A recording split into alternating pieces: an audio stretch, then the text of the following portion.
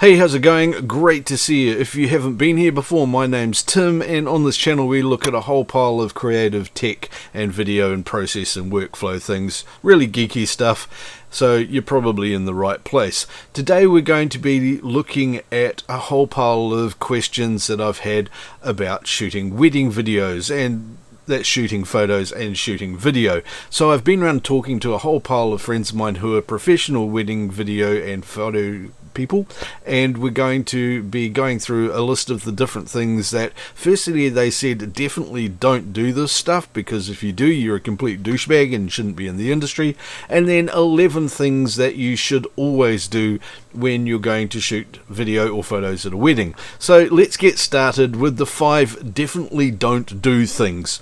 These are the 5 things that will guarantee you stuff up your job shooting a wedding. Okay, let's have a look at the first one, and that is going to be something you'd think would be incredibly obvious, but is always a problem, and that is don't get in the way of other people's shots. This is a really simple thing. Make sure that if other people are working with you at the wedding, so say if you're the photographer and there are videographers there as well, meet with them beforehand, have a chat with them and say, hey, I want to get all these sort of shots, where are you putting your cameras, and make sure that everybody knows where the other people are. Because in the wedding video, the couple don't want to see big camera rigs and stuff in the back of the photographs, and at the same time they don't want to be watching a wedding video that's all about the photographer getting in the way of everybody else. They don't even want to see you in the wedding video, and they don't want to see the video cameras and the wedding photos. That's not what it's about. This is a special day for them, and you need to be incredibly sensitive to the fact that the couple that you're charging to take these photos or to take this video want to have a really nice, clean, pristine product, and a simple matter of communication between the different people who are shooting different things can make the world of difference. So don't get in the way of other people's shots. You're not invisible, and neither is your gear. The second thing to definitely not do is taking too long to get yourself sorted and being disorganized. That can really interfere with things that are going on. You can imagine guests who are getting to the venue and they're meeting up because they haven't really had a chance to talk since the last family funeral or something, and the last thing they need is a few technical people running around doing cabling, setting up lighting, and putting piles of gear in the wrong places and things like that, and basically getting in the way of this event and function. You want to be getting in there early, get yourself sorted really early, organise all your stuff before you get to the venue, and make sure that you're not getting in the way of the guests or the wedding party. And at the same time, you don't want to make sure that you're organised enough that you're not getting in the way and distracting people during the event especially. I know it sounds obvious saying that, but it happens all the time. The third mistake that wedding photographers and videographers make is trying to do everything themselves. You can't run something like this as a one-man band. It can turn into a very, very long day sometimes, and a very busy day. And if you don't give yourself some decent chances to just stop for a minute, take a breath, and let your mind reorganize itself, you're going to make mistakes. You're going to get bad exposures. You're going to get flustered. Don't try and do this all by yourself, and make sure you've got somebody with you to help out, or you're going to end up making a mess of it and not actually realize it at the time. This is vitally important kind of stuff. Not scouting a location is the fourth thing that people do wrong all the time. Don't expect to be able to just turn up to a venue a few minutes before it starts and have everything sorted out for you. You want to get into a venue a couple of days beforehand. You want to sort out where power plugs are. You want to have a look at the space you've got available, what angles you're going to be able to shoot. Have a bit of a play around. If you can get in on the rehearsal, that's a great idea as well. It means you can get some stuff sorted out in the shot before you even start the event itself. You also want to know things like exposure, what lens lengths you're going to need, all of this sort of thing, and this is for photos and videos. Make sure you scout the venue out and talk to people and find out what you can and can't use in the venue. Also, have somewhere safe and secure to put your gear that's going to be accessible. Make sure doors aren't going to get locked. There's so many things that you can do with a simple hour or two of scouting beforehand. Build this sort of thing into your budget and your plan, and make sure that you do it. And the fifth thing that people often make a mess of is not having backup gear. Once again, this sounds like an obvious thing, but you've got a really nice camera, it's been reliable for ages, and you know it's going to work. This will be the one time it doesn't. Make sure that you have a spare card to put in the camera. Have another camera. Having a second camera with a second lens on it is a really good idea as well. It doesn't need to be a several $1,000 body. You could have a $500 camera or a $200 camera aside that you can get away with using if your main camera just stuffs out, or if your batteries fail, maybe a contact inside it doesn't work, maybe it gets dropped or knocked by somebody, which is a really sucky thing to happen, but it does happen. Make sure you've got a backup plan. Always have a contingency plan so that there is some way that you can get the photos if you need to and your gear doesn't work. Having a backup is also a really good way of making sure that your main gear doesn't get damaged, because Murphy will get you. So that's the 5 things you really don't want to do. Don't get in other people's shots. You're not invisible. Don't take too long and be disorganized. Don't try doing everything yourself, it's just asking for trouble. Make sure you scout location. Not scouting a location and expecting to be able to just wing it is a surefire way for disaster. And make sure you got backup gear just to make sure that if something goes wrong, you can continue to shoot. Now for the 11 things you should always do when you're going to go and shoot photos or video at a wedding. Once again, these are really obvious things, but they're obvious things that nobody ever does quite right, so make note of these. Come back and watch this video again. Create yourself a checklist is a great idea. Put it in your bag, and before you go, or when you take on one of these jobs, make sure that these 11 things are covered, and it will save your butt on the day. Something's going to go wrong. Something will always go wrong, and you just need to make sure that you're covered for it. So the first of these things is talk to the client beforehand and establish expectations up front about what it is they want. How many photos do they want? What do they want photos of? What video do they want? Do they want you to just shoot the ceremony, or do they want to pay for you to come and shoot the speeches and everything afterwards, so that they've got evidence about what that dodgy drunk Uncle Bob did after, you know, all that sort of thing? And do they want the first dance?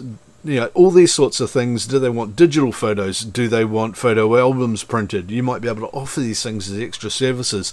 And having a good chat and a meeting with the bride and groom well beforehand, and I suggest 2 or 3 weeks beforehand at least, will let you talk to them and figure out what they want from it, but also let you offer some extra services. So you might make a couple of extra quid if you can shoot the photo album or get prints done. Maybe they want some particular albums to send off to people overseas who couldn't be there. If you go along and you've planned for a budget to shoot, say, 12 photos, and then suddenly they want 150, that's your fault for not scoping it out properly first. You know, you've given them a quote, and you need to know what the expectations of the client are straight away up front, or otherwise you're going to find yourself having to retouch 150 photos, and it's going to take you a few days when maybe you'd only planned 6 hours for the dozen photos. Make sure you work this sort of stuff out and establish those expectations up front. Identify the key moments during the day that are going to happen where you need to be in a particular place at a particular time to make sure you can get photos of events that are never going to happen again. So do they want you to be getting photographs of the bride and the groom getting ready beforehand, and maybe some clips of video for a montage? Some people want that, some people don't. Find out. Once again, set that expectation. Do they want photos of the bride getting out of the car or just walking up the aisle? Do they only want photos in the venue itself? Do they want photos of other things that are happening that you don't know about because the family's got some tradition that you're unaware of? Find out all of these things, find out when they're happening and where they're happening, and create a schedule around those. These are removable things that are occurring during the day, and you want to make sure that you're planning for them, and you've only got one opportunity ever to get these shots. So make sure that you're there. This is where scouting the location can come back in, by the way, because if you need to shoot the bride getting out of the car, then make sure you know where the car's going to be stopping, which angle you're going to use to get that shot, and also some backup angles in case the driver moves a little bit too far forward or goes somewhere entirely different. You really need to be ready for that kind of thing and run fast. And make sure that you've got the right lens on the camera straight away. So you know that if you've got a path leading down to where the car's going to stop and it's so many meters away, you might want a 24 or a 50mm. This way you can have that lens already on the camera before the car gets there. And you're going to get much better photos because you're not fumbling around trying to change the lens as she gets out of the car and comes and walks straight past you and you miss the moment. You don't want that. Number 3 is making a shot list. Now, as well as these key moments that you don't want to miss, there's going to be a list of all the photos that the bride and groom do want. So you want to make a shot list of all of the family photos, the friends photos, the bridal party, all of these sorts of things, the different groups of buddies and mates and cousins and relatives and all these things that they're going to want photos of. Get a list made of them. So firstly, you know how many of these photos there are. You're going to know how many groups of people need to be organized. You're going to need to know how many different locations you're going to want to shoot them in. If there's a large number of photos, you might want to break them up during the day and get some of them beforehand, some of them after the ceremony, and also know how many blocks you might need to break this up into. If you've got 100 photos, you might want to break them up into blocks of 5 or 10 or 20 so that you can get a number of them and have them sorted out. Also, make sure you get somebody who's a member of the family, somebody who's sort of a bit loud is quite good, who knows everybody, is well organized and can actually bully everybody around to get them in, and get them to do the people wrangling for you. You don't know all of these people and you can't identify them by spotting them across the field. There'll be somebody in the family, and the bridal groom will know exactly who that is, who will be a perfect person for helping you sort out and wrangle the people and get them together, so that when you're taking a photo, they can be running around and sorting all this sort of stuff out for you. This is part of the whole don't try and do everything yourself, because you want to be concentrating on actually getting the best frame, the best lighting and the best shot that you can with these people, not running around organizing them, because it's only going to take more time and you'll end up making a mess of it. And if you can get somebody like that to be involved, then that's going to make the output that you've got going all that much better. Okay. Number 4 is actually understanding the client. Sometimes, and this doesn't happen very often, but you need to be wary about it, you might want to have a chat with the client and actually decide if it's somebody you want to work for. Some people are really difficult and you're just going to be leading into a disaster every time. And every now and then you'll want to just sort of look at the job and say, okay, who are these people? What are their expectations? What do they want? How demanding are they? What sort of budget have they got? And don't be afraid to say no. If it's a client that's going to be difficult to get money from, or they're going to argue over everything, they keep changing their mind about what they want, and you feel that it's just going to be a huge argument and disaster, and you can't meet over high expectations and unrealistic expectations they might have, or you don't have the equipment or gear or people to do what they want, feel free to say no to a job. It's okay. Do it early so that you're not messing their day up. Don't say yeah, oh nah at the last minute. That's a bad thing to do. But don't take on a client that's going to be more trouble than they're worth, or something that you can't actually do. Be aware of who it is that you're working for, and make sure that it is a job you can do and that you want to do, and it isn't one that's going to come back and kick you in the butt afterwards. Number 5 is getting close-ups. Now, this is a really cool thing that I figured out after doing a few weddings and missing out on some shots. And I worked out that if you talk to the bride and groom, you can organise a time well ahead of the ceremony, so days out or months out. You can say, hey look, there are a number of shots that you might want, or that are on the shot list that we've talked about, and I don't want to come and get them during the ceremony, because you don't want to be that guy that's coming and putting the camera down between them and getting in the way and distracting everybody during this really special, intense moment that they've got. And you can say to them, hey look, you want these photos, this isn't an appropriate time to come and shoot it when it's actually happening, so you can either come along to the rehearsal or turn up beforehand. or afterwards. Some couples don't want to be seen in the wedding dress before the ceremony or something, but you might be able to do something in a rehearsal, or you might be able to do something after the ceremony. Just say, hey look, we want 20 minutes, half an hour to get these shots, and you can get these really nice close-ups, both photo and video, of putting the ring on, or a quick pan around something that they're wearing, a brooch or a flower or something like that they might be wearing, or a real close-up of the kiss. This sort of thing that you don't want to be getting in the way of everybody, and you don't want to be interfering and distracting from the whole ceremony. You can get these things before or after the wedding itself, and include them in the video, in the album, and this sort of thing. It's a great filmmaking technique, and it's a really respectful technique, and while it's not actually capturing the real event, they will appreciate that the reason you're doing it will be real for people who are watching it. It'd be great for the video you're sending the auntie in the UK and that sort of thing, and it'll be great to put in the album, so they've got that there for the memory.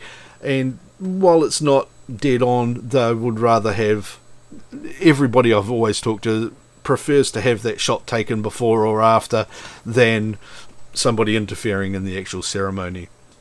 Number 6 is have an assistant with you. Depending on what you're doing, you might want to have 2, 3 or 4 assistants with you. If you're taking on all the photos and the video, then you're going to want camera operators. You're going to want somebody to be wrangling gear and to have a lens ready for you for the next job or something like that. You're going to want somebody who can just take over the camera for a few minutes and get some of the lower priority shots maybe, so that you can get a 5-minute breather and a glass of water or something like that. Staying hydrated, by the way, is incredibly important. Always keep a water bottle with you.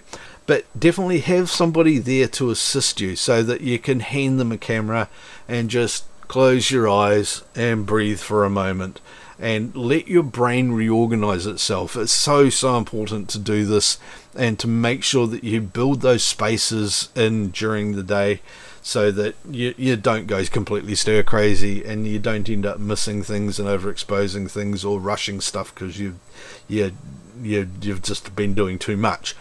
It happens all the time, and it's such an easy thing to avoid. Build the budget for the assistants into the whole thing.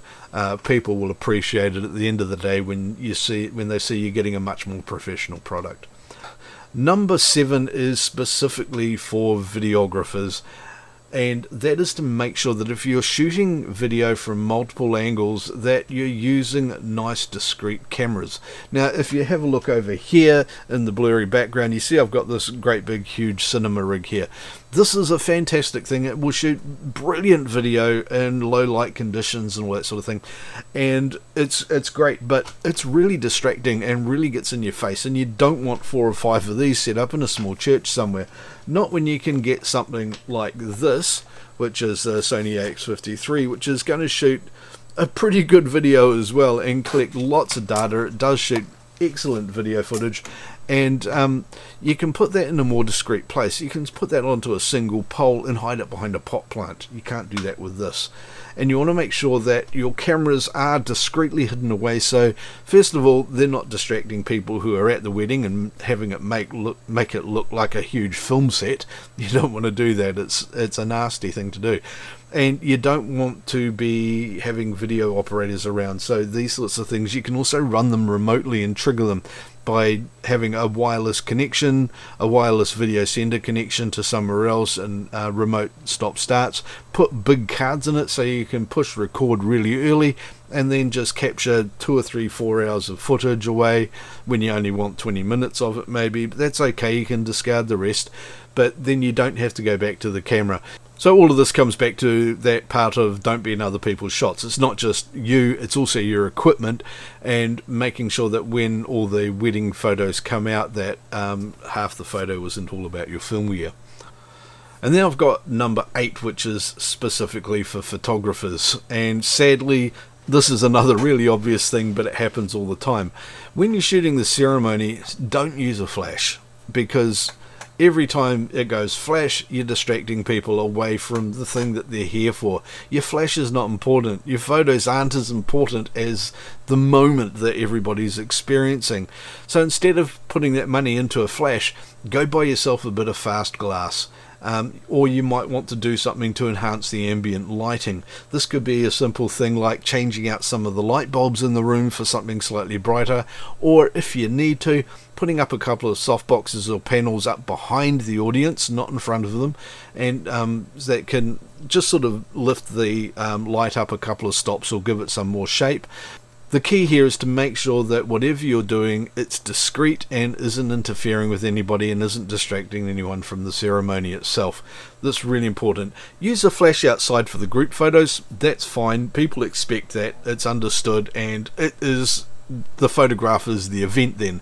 There are so many other options you can use, either getting some soft light at the back of the hall on some discrete LED panels, or just increasing the ambient light in the room itself and changing the light bulbs out in the room for stronger ones that are also daylight white. That's a really good thing.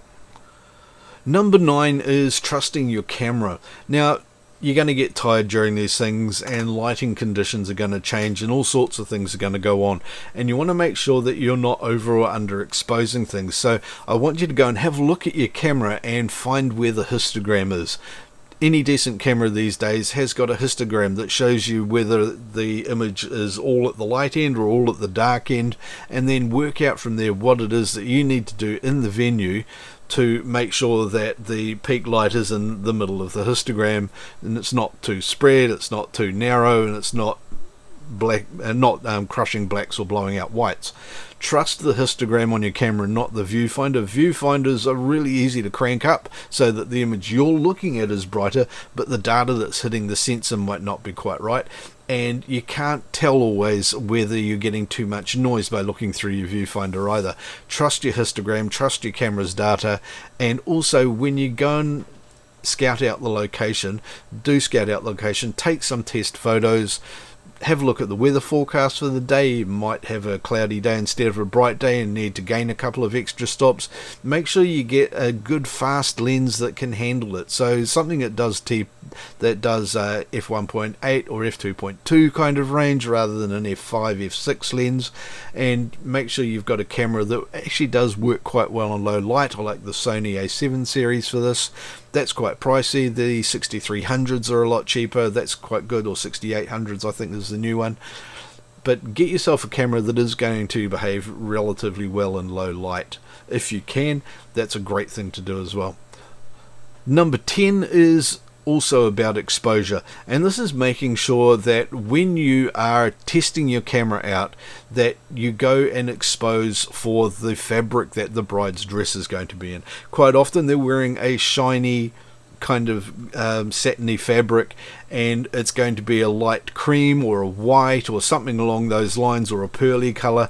And it's so easy to be exposing for a rather underlit venue. They tend to be rather underlit, and then you end up blowing out the dress and the bride is just blowing out white pixels. You really don't want to do that. What I found is a really good idea is to take a number of different white fabric sheets. So I've got some satin, and I've got some plain white, and I've got some cream, and I've got some pearly stuff, and I've got some really glossy fabric. I take those along to a location and I drape them over a light stand, roughly where the bride's going to be and the different angles I'm going to be shooting the bride at, and I expose for that. You're going to be much better off underexposing the darker colours, which you can bring up much more easily and get some more texture and stuff out of, than you can by trying to bring down the white in the bride's dress. If you do that, I can tell you every time, even if you can pull a little bit of texture out, it's going to be horribly pixelated and posturized. Posturized is where you get nasty steps of color or shade through something, particularly when you bring down the exposure on something that's blown out white. The other thing you can do to really help yourself here is make sure you're shooting in RAW every time. Don't shoot to JPEGs or something like that. Shoot to RAW. It's going to give you so much data to recover from if you do have a problem. But do make sure that you expose for the fabric of the bride's dress every time. I can't stress how important that is. And if you blow that out, you'll never be forgiven. You can bring the guy's suit up out of the blacks. I don't know why they wear white and black, it's just a photography nightmare, but you can bring the dark colours up much more easily than you can bring down the whites and stuff and get a decent thing out of it. A bride is never going to like an ugly looking dress photo. The groom won't care if there's a bit of noise patterning or something on his side of the photo, because nobody's looking at him, they're all looking at her dress. So make sure that you're always exposed to that fabric, and do collect some of that fabric. It's only going to cost you a few dollars to go to a haberdashery or a fabric store and get some of this fabric so that you can put it into a bag, take it along when you're doing this location scouting. You notice I keep talking about location scouting, it's so important, and you can test the exposure with the different lenses that you need to, using the right fabric in the actual light that you're going to be using. Do that every time and you'll save yourself a massive nightmare. Number 11 is to make sure that you're building in downtime. Now, I've already talked about this a few times in other points, but I really do want to stress that you need to plan the day around all the events in the photo list and the things that are happening, the key moments that you've identified, and the times that things are happening. And this is also about having assistants with you that can assist with this as well.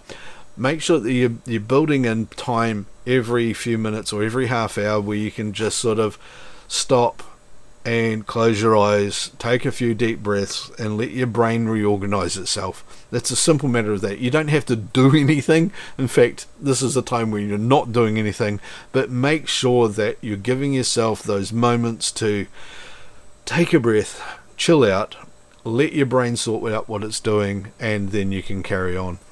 Okay, so I hope this has been useful. If it has, and you've gone and shot a wedding, you've done some videos, some photos, let me know in the description down below how this has worked for you, and hopefully it's been really useful. If you want to see more videos like this one, click down here to subscribe, and don't forget, of course, to watch this video and this video as well, because these two up here are ones that YouTube have picked just for you, because they know the sort of thing you like. And I will see you in another video soon. See you later.